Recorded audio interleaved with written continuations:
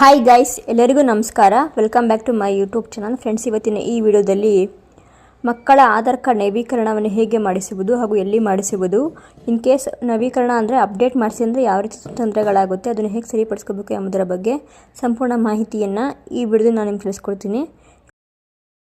ಮಕ್ಕಳ ಆಧಾರ್ ಕಾರ್ಡ್ ಸಂಪೂರ್ಣ ಮಾಹಿತಿ ಮತ್ತು ನವೀಕರಣ ಪ್ರಕ್ರಿಯೆ. ಆಧಾರ್ ಕಾರ್ಡ್ ಪ್ರತಿಯೊಬ್ಬ ಭಾರತೀಯರ ಪ್ರಮುಖ ಗುರುತಿನ ದಾಖಲೆಯಾಗಿದೆ. ಇದು ಸರ್ಕಾರಿ ಯೋಜನೆಗಳು, ಬ್ಯಾಂಕ್ ಖಾತೆ ತೆರೆಯುವಿಕೆ, ಶಾಲಾ ಪ್ರವೇಶ ಮತ್ತು ಇತರ ಸೇವೆಗಳಿಗೆ ಅತ್ಯಗತ್ಯವಾಗಿದೆ.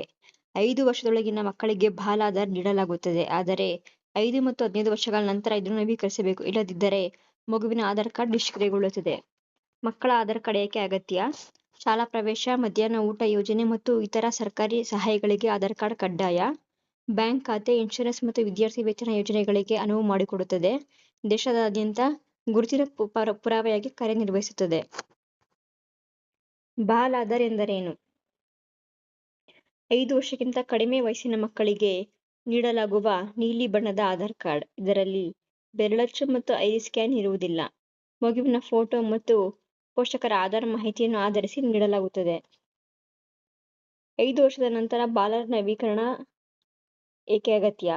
ಮಕ್ಕಳು ಬೆಳೆದಂತೆ ಅವರ ಶಾರೀರಿಕ ಬದಲಾವಣೆಗಳು, ಮುಖ್ಯವಾಗಿ ಮುಖ, ಬೆರಳಚ್ಚು, ಕಣ್ಣಿನ ರಚನೆ ಸಂಭವಿಸುತ್ತದೆ. ಆದ್ದರಿಂದ 5 ವರ್ಷ ತುಂಬಿದ ನಂತರ ಮಗುವಿನ ಬೆರಳಚ್ಚು ಮತ್ತು ಐರಿಸ್ ಸ್ಕ್ಯಾನ್ ಮಾಡಿಸಬೇಕು.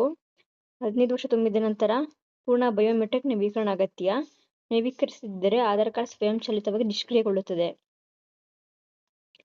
ಮಗುವಿನ ಆಧಾರ್ ಕಾರ್ಡ್ ಮಾಡಲು ಅಗತ್ಯ ದಾಖಲೆಗಳು: ಮಗುವಿನ ಜನನ ಪ್ರಮಾಣ ಪತ್ರ, ಪೋಷಕರಲ್ಲಿ ಒಬ್ಬರ ಆಧಾರ್ ಕಾರ್ಡ್, ವಿಳಾಸ ಪುರಾವೆ ಅಂದರೆ ಅದು ಲೈಟ್ ಬಿಲ್ಲು, ಬ್ಯಾಂಕ್ ಪಾಸ್ಬುಕ್ ಅಥವಾ ರೇಷನ್ ಕಾರ್ಡ್ ಆಗಿರ್ಬೋದು, ಪೋಷಕರ ಮೊಬೈಲ್ OTP ದೃಢೀಕರಣಕ್ಕೆ.